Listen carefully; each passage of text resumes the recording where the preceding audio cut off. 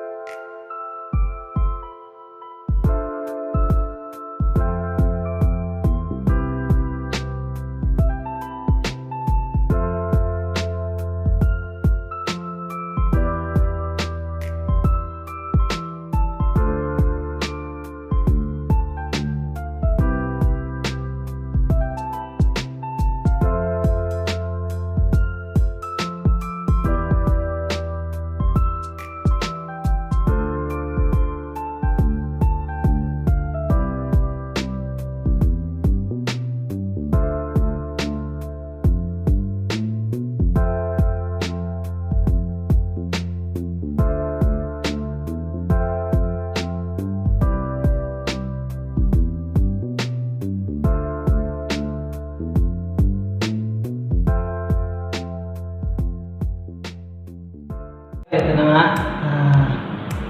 nakagawa na tayo dito sa ating pangalawang project dito sa condo. Dito to sa may sa UN Avenue. Mas madali ngayon kasi nakat ko na siya sa labas, kaya set up na lang dito tsaka assemble. Tapos okay naman ang kinalabas sa tingnan niyo naman guys. Ito yung cabinet. May mga ginawa natin sa Bulacan. Tsaka ito, tsaka yung upuan. Tapos yung iba assemble na lang dito. Ayan guys, okay ba? Ayan ang ating pangalawang project dito sa condo. At sana masundan pa to. Ayan guys, yung ginawa natin sa Bulacan. Tsaka yung ito, patungan lang to ng tubig. Ito, cabinet lang siya. Ewan ko kung may lagay ito. Ito yung lagay ng rec. Yan. Tapos, ayun yung in-unbox natin. Yung dalawang yun, yung table tsaka yung chair. Ayun yung ginawa natin sa Bulacan. Ito yung galing sa Bulacan din. Ayan guys. Sana nagustuhan nyo yung video natin ngayon. At abangan nyo pa rin yung mga susunod natin video. Sa mga hindi pa pala nakasubscribe sa akin, pasubscribe na lang. Hit nyo na rin yung notification bell para updated kayo sa mga video. Bye bye!